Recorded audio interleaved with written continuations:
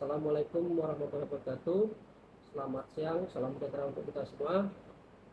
Kami mewakili manajemen, saya pribadi Arsama Ridwan, Estate Manager PT Mayangkara Tanam Industri, mengucapkan terima kasih atas kunjungan dari BPHL untuk berkunjung ke lapangan untuk mereview pencapaian kami di 2025 dan 2026, dan kami berkomitmen untuk pencapaian baik itu di produksi maupun di penanaman akan kami capai di angka 100% dengan mengutamakan semua aspek, baik itu aspek lingkungan, aspek sosial, dan aspek safety, sehingga apa yang kami lakukan berdampak baik bagi diri kami pribadi, karyawan, dan berdampak pada masyarakat sekitar. Terima kasih sekali lagi kami ucapkan atas kedatangan dari Bapak-Bapak sekalian untuk mengedukasi kami bahwasanya target yang sudah diberikan harus dicapai di tahun 2026. Terima kasih. Saya akhiri. Wassalamualaikum warahmatullahi wabarakatuh. Selamat siang.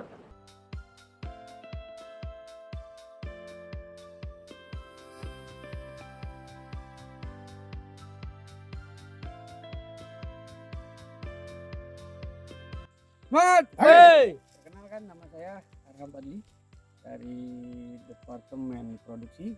Posisi saya di sini senior staff untuk di PT Mayangkara Tanaman Industri. Saat ini kita berada di kawasan operasional, tepatnya di kompartemen H040, di mana luasan H040 ini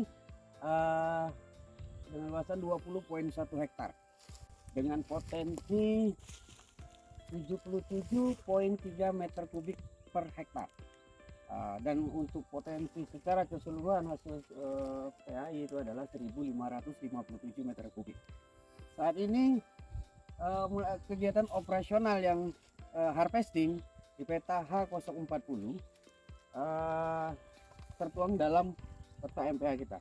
Adapun tahapan-tahapan dalam kegiatan harvesting, sebelum memulai buka kegiatan harvesting, kita harus menerbitkan work order, di mana persetujuan dari manajemen sebelum memulainya operasional. Untuk di kompartemen H40 ini sendiri itu terbit di tanggal 6 Mei 2026, jadi baru berumur kurang lebih 2 hari saat ini. Oke, saat ini untuk tahapan yang ada di areal kita saat ini adalah kegiatan felling untuk mulai pertama setelah terbit work order. Nah, di dalam work order yang kita terbitkan tadi, kita masukkan unit dan kontraktor untuk kegiatan harvest, dimulai dari kegiatan felling, di mana acuan kerja kita adalah peta MPH yang sudah diterbitkan oleh Departemen Planning. Seperti ini peta MPH, di mana informasi yang tertera dalam peta MPH itu adalah azimut yang harus kita gunakan saat dalam kegiatan harvesting, batas-batas kompartemen, dan sistem drainase yang harus kita kerjakan dalam pembukaan areal. Oke, untuk kegiatan felling ini harus mengacu azimut yang tertera di lapangan di MPH, dan juga dengan jarak 12 meter. Saat ini kenapa kita menggunakan jarak 12 meter itu menyesuaikan dengan spek unit. Spek unit yang kita gunakan adalah 130 SK dengan jenis Kobelco alat grapple. Oke, seperti contoh di belakang saat ini ada kegiatan felling kita. Di sana saat ini kita felling menggunakan sistem mekanis, bukan lagi dengan menggunakan sensor, tapi dengan unit bernama Shearhead, di mana produktiviti Shearhead per jam per unit itu kita akan dapat 2,3 ton per jam untuk produktiviti Shearhead. Setelah selesai kegiatan felling, maka akan masuk unit harvest yang namanya grapple, di mana akan kegiatan banching, pengumpulan kayu dan pembersihan sampah, persiapan jalur syarat agar kayu yang kita ambil dengan kualitas yang sesuai kita inginkan.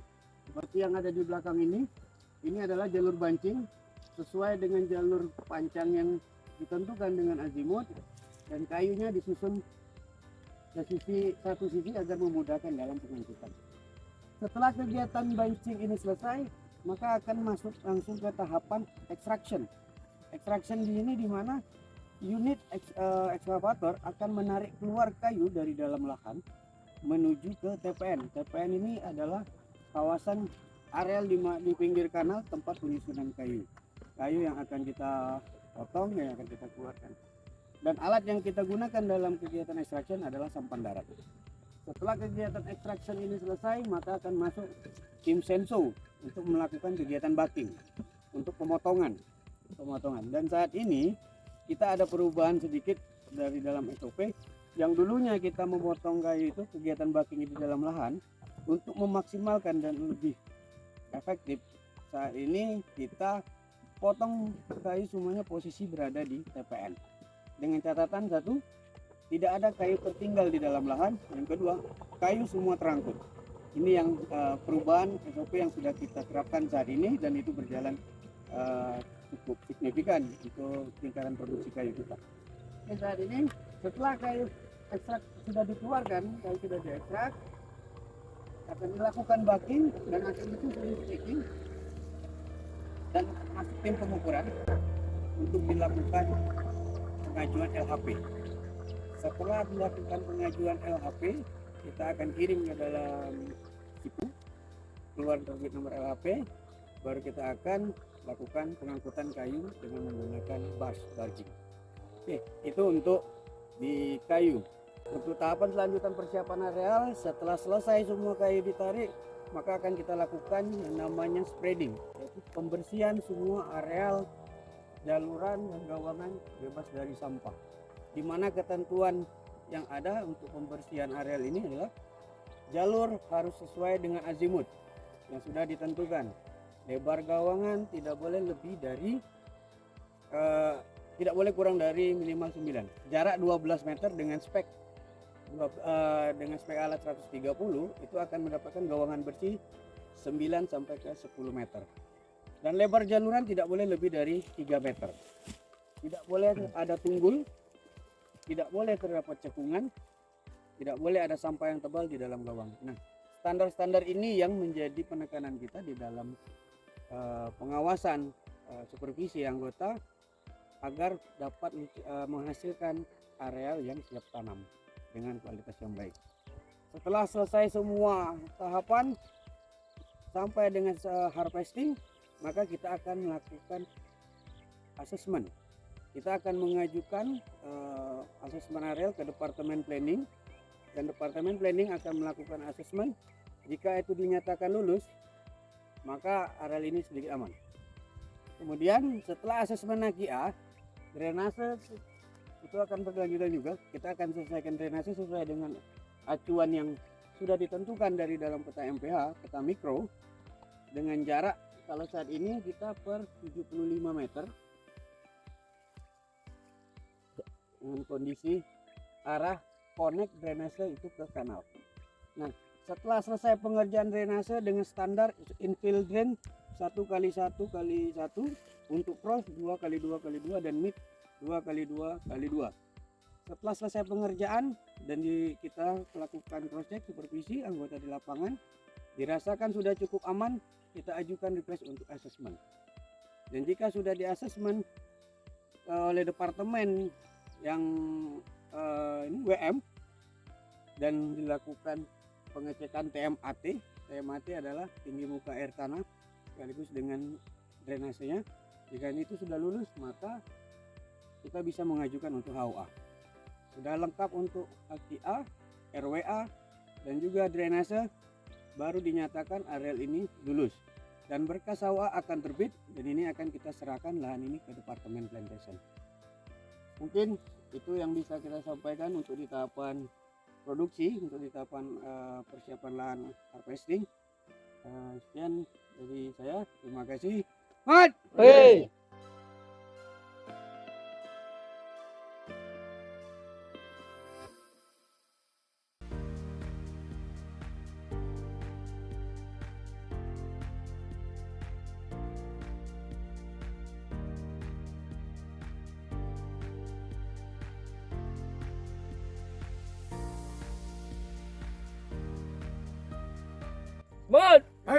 Oke, terima kasih. Perkenalkan, nama saya Ridwan sebagai estate manager PT Bayangkara Tanaman Industri Unit 2 Mendawa. Sekarang kita berada di kompartemen H0660 dengan luas 28,6 hektar yang sekarang lagi progres penanaman. Jadi tahapan dari progres penanaman pertama yaitu penentuan titik tanam atau ajir yang dilakukan oleh tim baik itu kontraktor maupun PKWT kita atau under MTI itu sendiri. Setelah pengajiran yaitu pembuatan konsolidasi atau pembersihan areal tempat tanam yang sebelum melakukan penanaman. Setelah itu kita lakukan penugalan dengan kedalaman tugal lebih kurang 15 cm supaya bibit jangan terlalu dalam, jangan terlalu dangkal. Setelah penugalan kita melakukan pemupukan. Jadi pemupuk ada 3 jenis. Pertama pupuk rosfosfat dengan dosis 75 gram per batang, dan MOP 40 gram per batang, dan lakaba 5 gram per batang yaitu mikronutrien. Setelah pemupukan kita lakukan penanaman. Penanaman itu sendiri dilakukan setelah dilakukan pemupukan, dan penanaman harus tegak lurus karena untuk mendapatkan tanaman itu benar-benar tegak sesuai dengan ketentuan yang ada, dan toleransinya itu 35 derajat. Setiap hari akan dilakukan daily checklist oleh mandor, yaitu kita ada konsep baru yaitu penanaman melakukan dengan MPP, micro planning plantation. Jadi di kompartemen akan dibagi lagi per seksi-seksi, section inilah yang akan kita tahu berapa dalam satu section ini kebutuhan bibit pupuk, sehingga mandor dan staf akan request bibit pupuk sesuai dengan kemampuan tenaga tanam per hari. Jadi kita toleransi bibit itu cuma bisa menginap 1,5 hari. Jadi kebutuhannya 1,5 hari. Jadi hari ini sampai besok pagi, siang akan datang lagi bibitnya, seperti itu. Karena untuk mengurangi tingkat mati tanaman dan stres tanaman itu sendiri. Dan ini target tanam 1 hektar yaitu 7 HK plus pupuk. 7 HK plus pupuk dengan kategori tadi pembagian bisnis proses dari mulai ajir sampai ke dia penanaman itu sendiri. Dan setelah penanaman, setelah 7 hari selesai penanaman, akan dilakukan PKA oleh tim planning.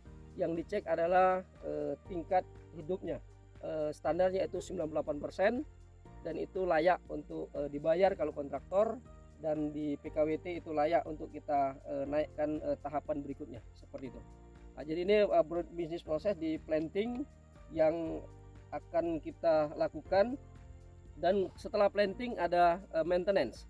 Maintenance itu ada maintenance chemical dan shingling. Chemical itu terbagi dari 5 item. Pertama chemical 1 setelah 1 bulan setelah tanam, chemical 2 3 bulan setelah tanam, chemical 3 5 bulan atau sampai 6 bulan setelah tanam, chemical 4 8 sampai 9 bulan setelah tanam, chemical 5 11 sampai 12 bulan setelah tanam. Dan ada lagi satu kegiatan yaitu shingling, yaitu berumur di 4 bulan atau dengan standar tinggi rata-rata tanaman 50% plus 1 batang yaitu 1,5 meter. Itu dilakukan shingling. Mungkin itu bisnis proses yang di plantation, dan sekarang kita menyelesaikan yang RKT 2025 carryover dan akan menyelesaikan di 2026. Mungkin itu dari kami. Terima kasih. Saya Eri.